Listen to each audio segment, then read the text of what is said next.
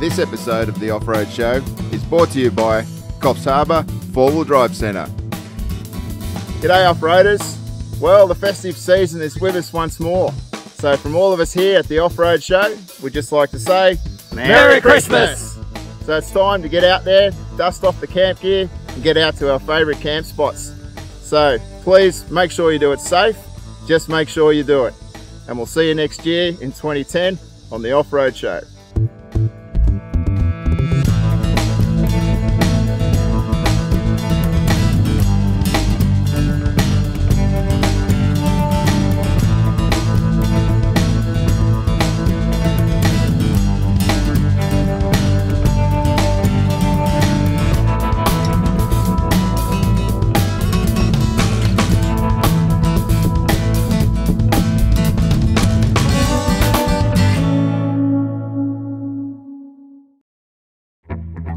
This show's homebrew truck is our official photographer, Hodjo, and his GU 3-litre Patrol.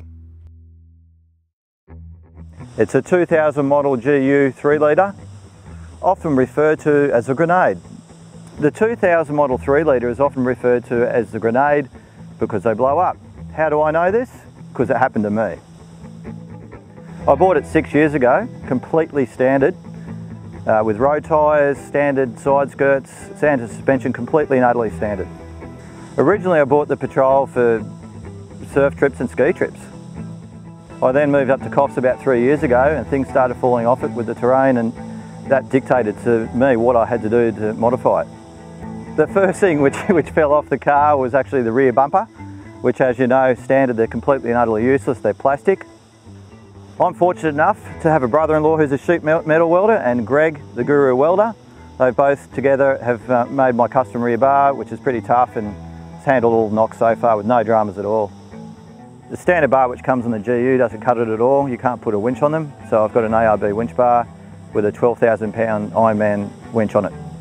You guys may remember that awesome set of rock sliders which Guru Greg made for the Off-Road Show's Jeep. Well, I'm lucky enough to have the same setup on the GU here. I've just got 4 lights on the roof for night driving, and the roof racks are on there because all my mates gave me heaps when I took them off and I couldn't put surfboards on there.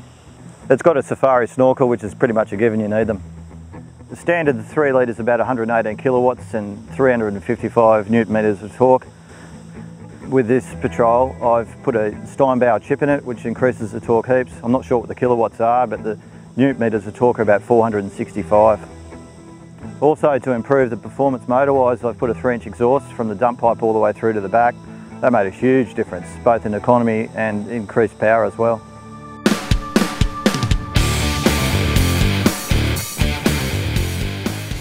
Never one to do things by halves, Hodjo's gone in very hard getting this GU set up just the way he likes it. And that means go anywhere, anytime. The 3-litre Patrol, as I referred to before, is a bit of a grenade. However, they have fixed it, but to monitor these problems, I've installed a pyro and a boost gauge. With my motor, when it blew up, it had done 150,000. I was lucky. Nissan came to the party and gave me a new motor, which was at the time a 2004 model, which had a bigger sump. I think they went from 6.5 litre to 8.5 litre. And since then, I've had no dramas. I installed the gauges straight away and it's been good as gold. And I do a lot of road Ks as well. When I moved up to Coffs, I had the equivalent of 33s on it. However, it was dipping out all the time, so I put a set of 35s on it. In doing so, it geared the car up a lot, and I was having mega dramas in the bush. She'd want to race down for me down the hills, and I couldn't crawl anywhere. So I've since put 85% reduction gears in it, and fair dinkum, I reckon they're the best things I've ever put in it outside a locker. They are sensational. With the reduction gears, it gives you that much time. You can actually think about what you're doing. You can make the right decision about where to put your wheels and what's happening.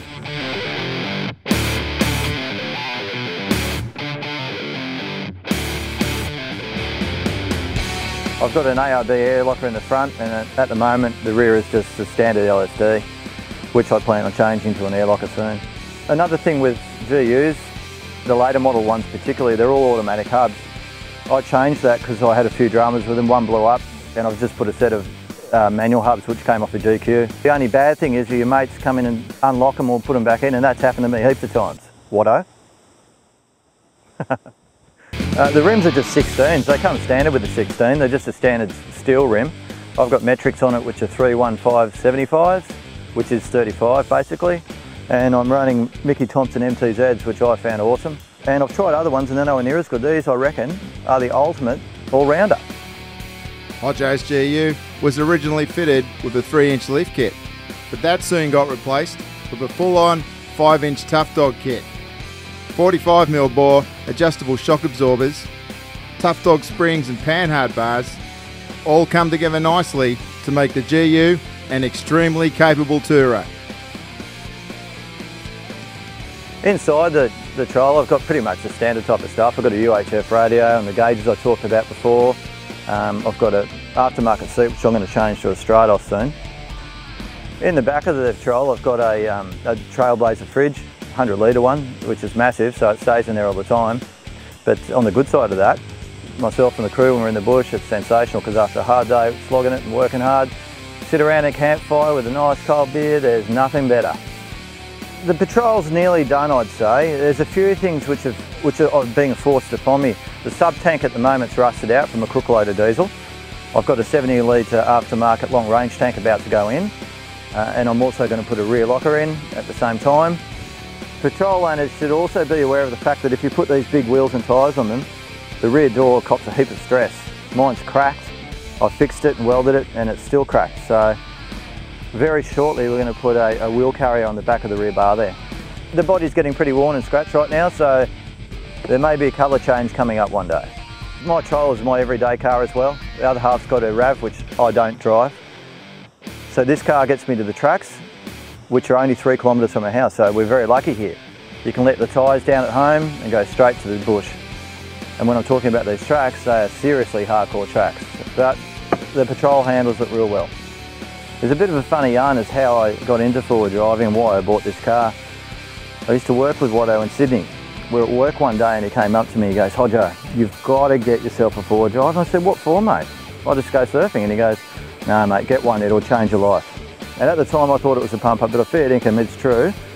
If anyone hasn't got one, get one, they're unreal. They get you everywhere and it does, it changes your life. And that's for sure. So come on off-roaders, send us a photo of the rig that's changed your life. Drive safe, off-roaders, and have a merry off-road Christmas.